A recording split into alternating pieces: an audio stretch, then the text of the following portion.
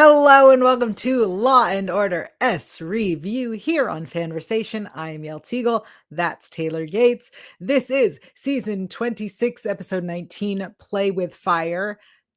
To be clear, this is the Law and Order and SVU crossover for Law and Order. It's season 24, episode 19. Whatever. This is the crossover. Play with Fire part 1 and 2. If you've never been here before, welcome. What a weird place to jump in, but welcome. If you are in a situation where you need help, please reach out to RAINN. Their number is 1-800-656-4673. 1-800-656-4673. Taylor, what does that spell? It spells hope. Great. If you're in a situation where you need help, call that number. Again, if this is your first time watching the podcast or listening to the podcast or however you're enjoying us, this is your content warning. This episode does deal with serious issues, with the systemic problems that immigrants are facing, also the way that people are taken advantage of in situations. This show deals with serious things. We here on the podcast don't. We will say some things that could be considered not right and offensive. Correct us if we're wrong, laugh if we're funny, and if you hate us, give us a 4-star review and tell us why. That's it.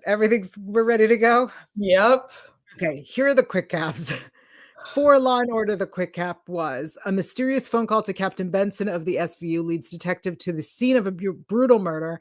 And then SVU's quick cap was: SVU and the 2-7 discover serial rapes and murders of marginalized women, leading Carisi and ADA Price to pursue multiple charges against a suspect. Taylor, what did you think of this 2-part episode? Stop crossing over with other shows. I'm literally begging you, because I don't care about the other characters. I don't know who they are. I don't know who this man is. To quote Keke Palmer, he could be walking down the street and I wouldn't know a thing. Sorry to this man. I don't care. Like, I'm sorry. In theory, I bet it sounds fun. If you watch all of them, maybe it's fun. I don't. No, it's not for me. It's not for me. This was fine. I can't believe you killed Maria like this. She had so much potential, and that pisses me off. It was such a throwaway thing to do. Like, you could have chosen any other person, and I didn't think it had any real payoff. I mean, Olivia was sad, but she could have been sad about someone who had much less of an impact than Maria. I just feel like that was such a waste. It was fine, I guess. I don't know. I don't think it needed to be 2 parts. I feel like that was super unnecessary, but it is what it is. I mean, you've said nothing wrong. Literally, the episode starts, and when Silva joins their team and is like, "Hi, I'm Kate. Hi, I'm Silva. I used to be homicide." She's giving Law and Order viewers all of this context, and I'm sitting there going, "Who is this guy? Who is Vincent Riley?" He says his name once, and I'm like, great, okay. Then later, Brady, I guess her name is, I was like, Maura Tierney, like, that's who I know. I was like, who are they? Is she in charge? Is she the captain? I don't know what's happening here. I agree. There's no reason we need to cross over. It's also crazy, and this might just be because I've only seen her in these 2 episodes. Mara's character, no idea what her name is in this show. Sorry. Yep. Is she and Olivia just the same personality? Like, that's okay. Like, and I like that personality, obviously, because I like Olivia Benson, and I think Mara did a great job with, like, what she had, but they're just the same character for the most part. Like, okay. I don't know, man. That's just kind of the vibes I got. And, like, it's fun to see. Listen, I like to see them interact for what it was, because it's unfortunately really rare that you get 2, like, established female characters and actors, frankly, in the same scene. So, I mean, their interaction was fun enough, but it didn't wow me by any means. I just feel like they could have picked something that was so much more interesting, because we've also seen this a billion times too, of like, oh, you stay off the case, no, you stay off the case, no, you're too invested, no, okay, like, we've seen it a lot. but they've just felt like almost the same character to me. She genuinely felt like Benson without caffeine. Like I was like, Yeah. oh, that's what Benson looks like when she first wakes up. Yeah, And like and has like I no said, energy and is nothing against grumpy. her, but okay. Um yeah, so Alexa in the chat agrees with us. They didn't have to do that to Maria. I'll get to that in a second. Deanna says I'm still watching OG only for Mara. Mara? I think I Mara, said maybe. Mara. Tierney, Alexa says it was long to watch both back to back. Agreed. Upon rewatch, I fast forwarded most of it. It seems Brady is our new captain at OG. And Alexa says Silva did fit in with the Mothership cast. I agree. Which take her, fine, have her. No, we can't do this again. Okay, but here's Keep the thing. them around. Here's the thing. Take her. There were moments that I was like, ooh, that could be interesting. Ooh, that would be interesting. Ooh, that's a good question. There were all of these moments, but the overall story was not interesting for two reasons. One, because it boils down to, I will remind everyone of SVU season 22, episode 7, Hunt, Trap, Rape, and Release, which is the one where they worked with the Bronx SVU to solve a case, and it turned out that the cop was doing part of the crimes. So the fact that it turned out to be Lieutenant Gomez. Agree. We have a lot of that. Yes, which is a bummer because honestly, the idea that it was the priest was much more interesting. We also had 8 billion characters. Like we had Yes. so many people that I was like, who the hell is that? Because we had like all of these suspects that went nowhere because their alibis checked out. And I was just like, I really feel like we could have condensed a little bit because there was just so many players, especially with the crossover too. We have 2 teams we're juggling and all of these suspects and people. It was too many. It's the fucking Avengers, but I didn't care about any of them. You're totally right because the story was, right? Like upon rewatch, I was like, wait a second. So the whole first part is Brady is thinks that this is a case that she messed up on or that didn't go well from 2 years ago, which took us down a path that led absolutely nowhere. Then we get to the guy who just got out of prison. I have his name. Miguel Pinto, who just got out of prison. His DNA was on Anna's body. At least I will say this, beautifully done with answering how the semen got there, because that is a question that I know I have asked on the SVU many a times. So to literally explain that they hired a prostitute to then take the condom to give the DNA, appreciated very much.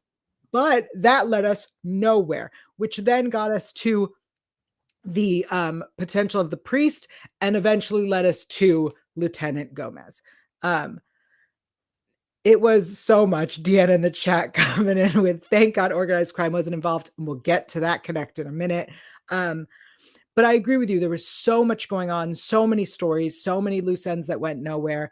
Honestly, the idea that Miguel Pinto was being framed, that was interesting, right? Like somebody framed this guy who got out of jail.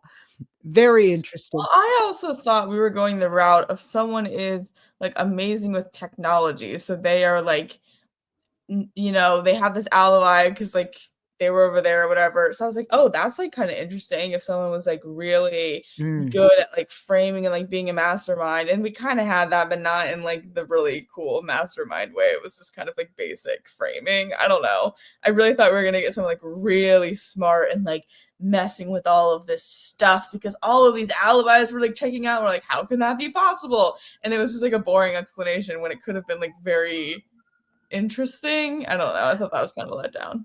I agree with you. I also think the fact that we then essentially solved Maria's trafficking case like that, like it was so quick that we figured it out and solved it, which is why she was undercover to begin with. And then that had absolutely nothing to do with any of the other stuff. They all like, could you imagine? They're like, we have to solve this crime. While we're at it, we're going to solve this much bigger situation. Moving on. Let's go back. Like, what? How did we? Anyway, that was interesting. The whole trafficking setup, the way that he was super high tech and skilled and technological. Fascinating. I appreciated that we got our team doing stuff. We got to see our team. But this felt like a very expensive waste of time. Yeah, if you're gonna cross over, make it really take some risks. And the only risk they took was killing off a character we like for no reason. Let's talk about that. Let's talk about Maria, because I will say, as much as this story literally could have been about any cop undercover,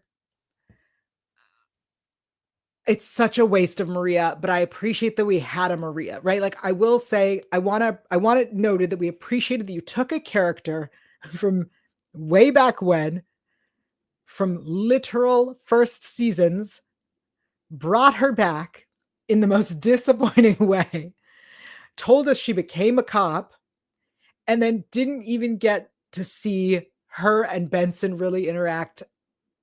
I am gonna say it didn't hurt this bad, but it feels like a Dana Lewis. Why are you bringing these people back just to ruin everything? Like, I would rather not see them and have the potential for them to come back and do something really fulfilling. Like, or we should have had this almost hinted at by seeing Olivia and Maria be talking throughout the season more. If she's saying, oh, I'm mentoring her, why are we only hearing that? Why are we not seeing that? Then that makes her, then I feel like I would be happier with it, because we would have at least seen her do more stuff instead of just alluding to it and seeing her in the first like 6 minutes of an episode. That's not satisfying for me. It would have been more satisfying and hurt more if we would have seen her in these little moments throughout the season. I agree. I think it would have been really nice to have, one, the actual mentorship. Maybe even Benson, encouraging her to do undercover work, even though she's so young and a rookie and new. I think, we talked a little bit about how Brady and Benson are too similar. It felt like Benson was upset because her friend, this woman she cared about, died, right? That was what upset her. And Brady was real defensive about the fact that she didn't solve this crime 2 years ago. And there was a part where Benson calls her out of the room and is like, I'll handle this interrogation or the interview with Anna. And Brady is like, it's not my fault that I messed up 2 years ago or whatever it is. And I was like, who brought that up? You were literally behaving badly, and she talks to victims better. This had nothing to do with that. I'm also confused because she kind of solve it, and we're like, hey, this guy is in Mexico now. Hey, Mexican police, like, you should arrest him. And then they didn't. So she kind of did. It was kind of not in her hands, right? Isn't that sort of what happened? Yeah, that wasn't her fault. She didn't solve it. It just was the Mexican police didn't do anything about it. But then it wasn't even him. Sure, but like, she did not solve that other case. The guy just got away. Yeah. And she has this weird speech about how like, I was going through like second divorce. Like, I don't care. And like, why does that have to do with anything? You were distracted. You still solved the case. The guy like escaped, but that wasn't on you. I don't know. I thought that was so weird. It was something. Look, at what point did you realize that it was Detective Gomez? Like, immediately. And then they were like, oh, like maybe it was the priest, but he was suspicious from the get-go. Honestly, when they were like, maybe it was the priest, I was like, oh, that would be much more interesting than what it looks like we're doing. Would it, because we've also had a zillion priests being shitty people. Like, here's the thing. We talked about this during the episode that we loved this season, where she was doing the like insurance sales. Like, that's a world we haven't seen before. We have seen this world before 8 billion times. We've seen corrupt cops, which I'm glad you guys are at least calling that out, but also you look like hypocrites because every other second you're like, cops are good. I don't know what you're talking about. And also, sorry, they're like, we don't care. We're not Vice. We're not ICE. Okay, well, you guys are in the same fucking sphere as ICE and Vice, so don't act like you are on this different level because you're not. I'm popping off, but we've seen that before. We've seen the shelters before. We've seen the churches before, and that's fine. But why?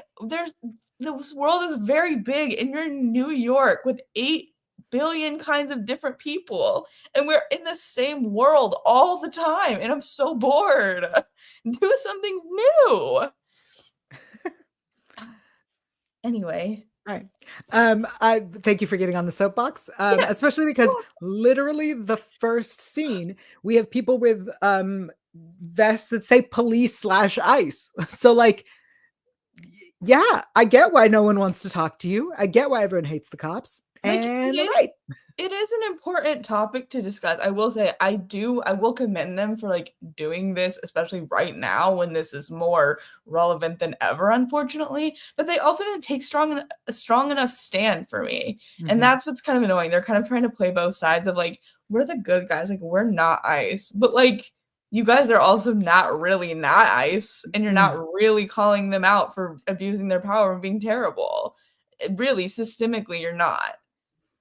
And you can't have it both ways. Mm-hmm. So take a stand or shut up.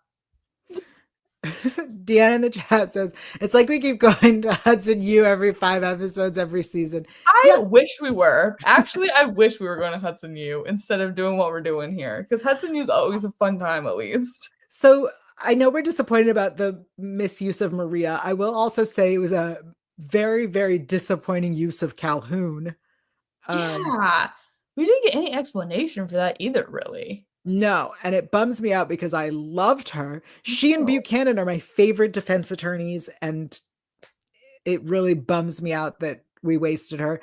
But speaking of a waste of people, let's talk about, and speaking of a waste of people and police brutality, let's talk about the Noah Stabler situation. First of all, that Noah is Noah. I'm shocked. I was like, did they just replace Noah? Nope, that's him.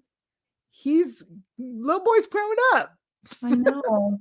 But here's the thing. Yes, waste the person. Let him do something except being threatened by a car and stupid talking to him. What are you doing?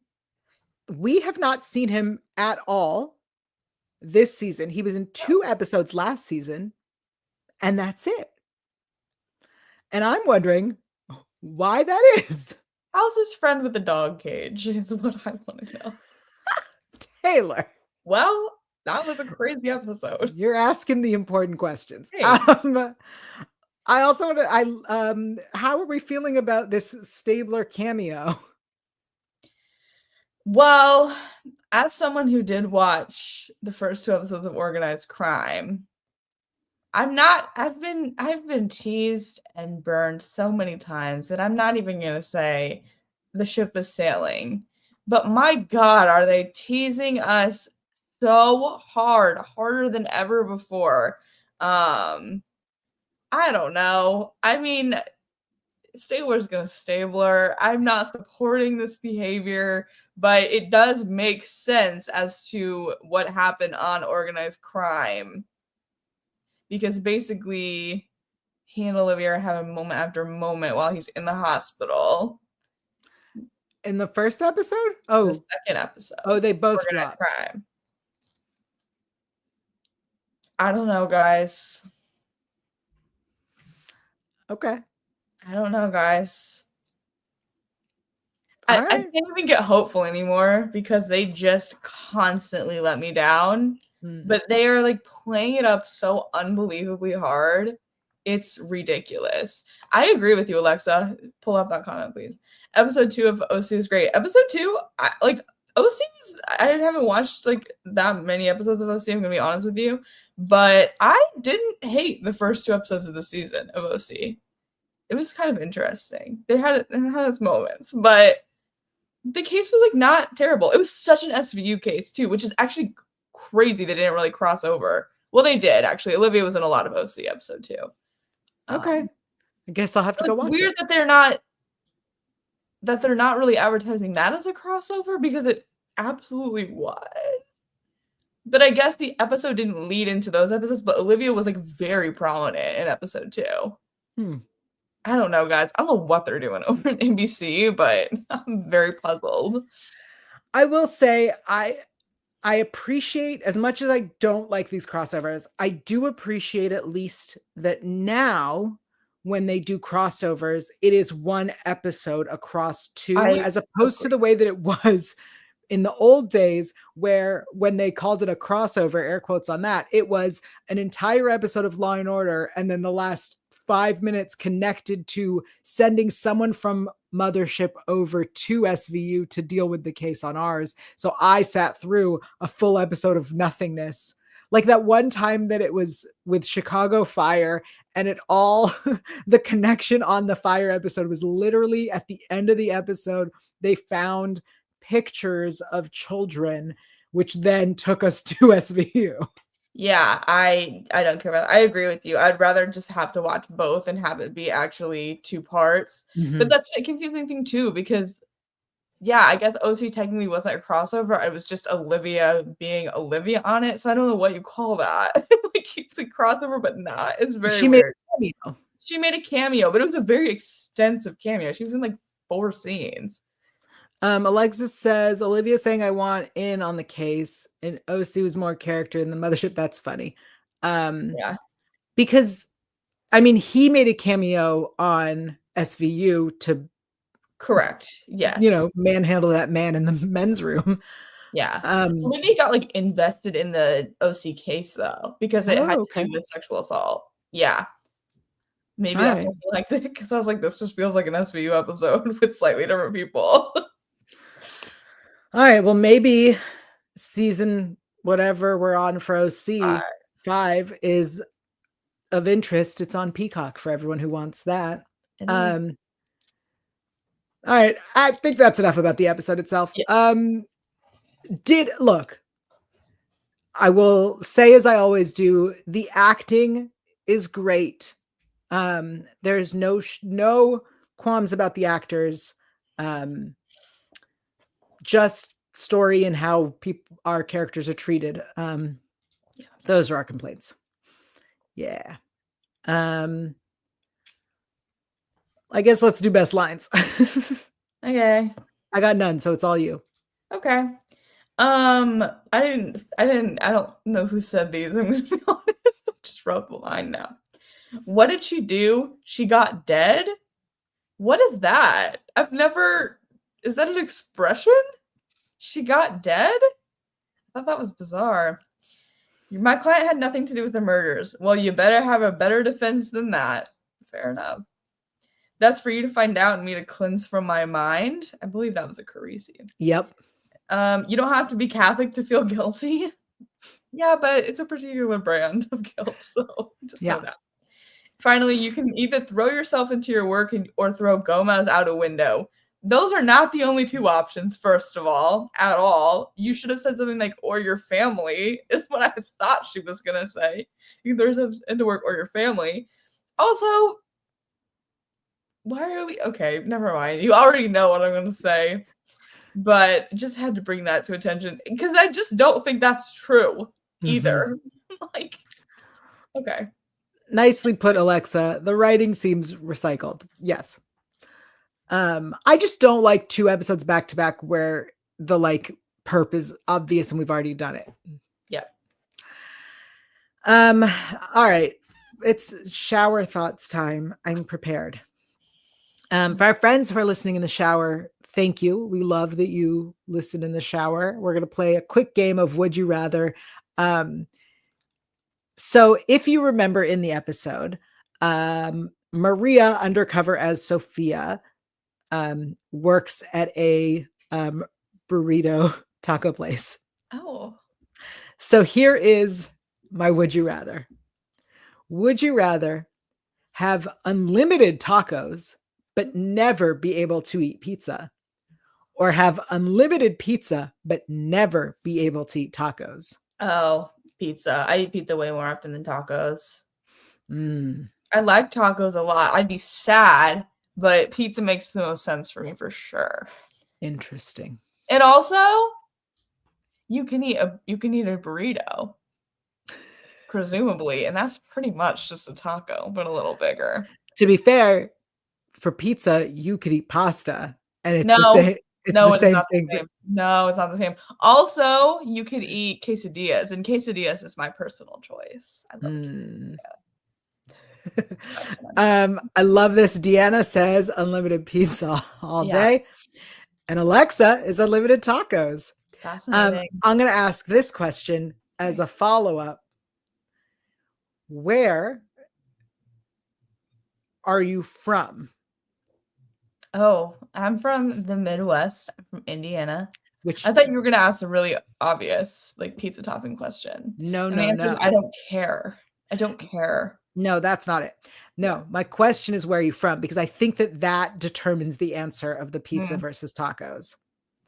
I will say my answer would change because you're like, "Oh, pizza, pasta, same thing." No. If you said pizza or if you said pasta or tacos, I'm choosing tacos. I'm not really a pasta girl. I prefer, like, an Asian noodle. Like, I want, like, a pad thai or, Mm, like, a ramen or something, or, like, a rice. I'd much rather have that than, like, an Italian, like, Alfredo or tomato sauce. That's not really my vibe. interesting. Fun fact for you guys. I'm loving this. The Deanna. exception is Okay, eggplant or chicken parmesan. so Anyway. Deanna from Delaware said pizza. Uh-huh. Alexa, you're either going to prove my point or prove me wrong. You don't have to give us specifics, Or whereabouts. region even. Yeah. There it is. Mm, Oh, Alexa, California, Mexican American. there you go. There it is. There's my theory has been proven. Yeah, Um, I yeah. love that. What's your choice? You Um, say? I didn't say my choice. So Mm, my choice, unfortunately, is due to allergies. It like gives me an automatic taco. tacos over pizza. I mean, taco, you can't go wrong with tacos either. That That's a is Taco true. Bell. Well, not that that's a real taco, but I did have Taco Bell last night after the Renaissance Fair. Not a real taco. It's not, but it would still be included with the free tacos, one would presume.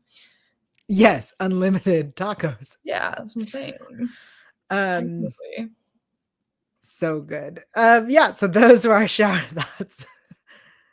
So literally first watch, I was something happened as I'm watching the episodes, and my brain went, "Oh, this is a perfect would you rather.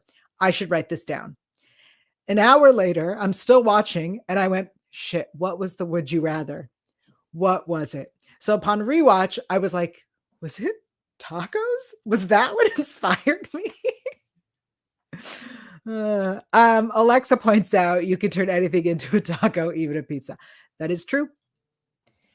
That is true. Yeah, but that's not gonna count if it's free, is it? No. Anyway, those have been our shower thoughts. Thank you for playing Would You Rather with us. Oh, fuck. It's time for What Did You Learn? I've forgotten about this segment. I learned that Mara Tierney's name is Brady, I think, That sounds from right. this. I learned that was Noah, and that Ryan Bugle seems to be hitting puberty is what I learned. That's crazy. It's like, oh my god, Because we never see you. genuinely upon first watch, I was like, did they replace Noah? And then I had to pause and watch it, rewind and watch it again. Yeah, Because I thought that was a completely different person. it looked like it. But it's him. We love you, Ryan. We do. Yes. We're happy you're here.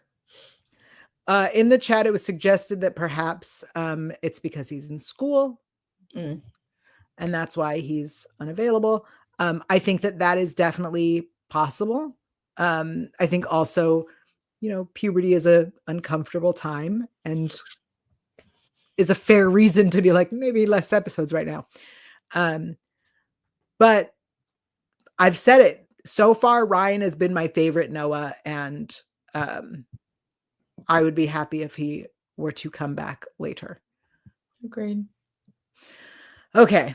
That's it for this episode. I know that it was 2 hours of TV and we've cut it down to less than 30 minutes. So You're welcome. yeah. Thank you to everyone who joined us live in the chat.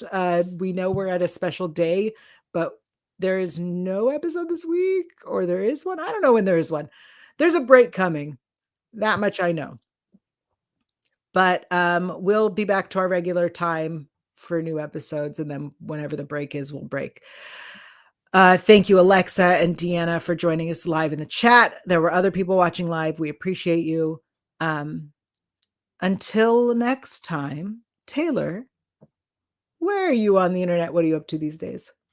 I am on Twitter at alphaba_Ann. I'm also on Instagram at Taylor_Gates_. I also interviewed Dean Norris from Organized Crime, who plays Elliot's brother Randall. We talked all about some of those wild moments in episode 2.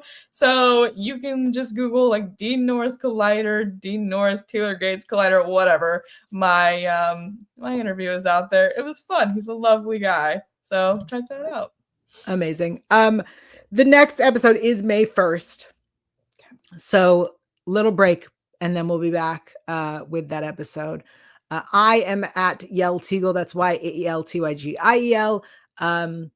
If you want to see behind the scenes of Leverage Redemption Season 3, which is out now, check out the official Leverage Redemption After Show, a very distinctive podcast on Electric Now. And if you want to know about smutty romance novels, check out Good Little Library Mouse. Until May, bye, everybody. Thanks for being here.